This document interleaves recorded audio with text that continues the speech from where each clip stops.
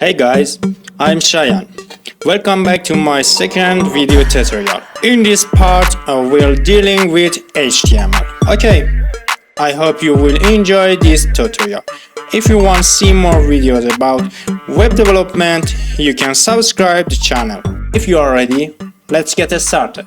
Firstly, let me change our app name in this file.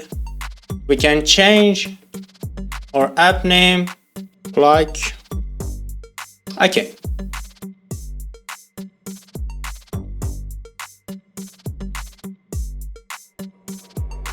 Class name would be like, and inside this div we should add some div like our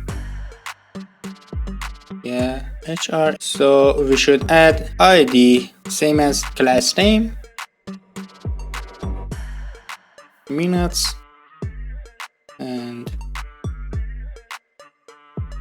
ID for this one would be ML. Also for last one we have second,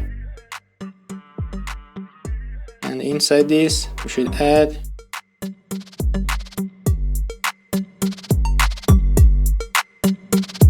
okay. Our HTML completed.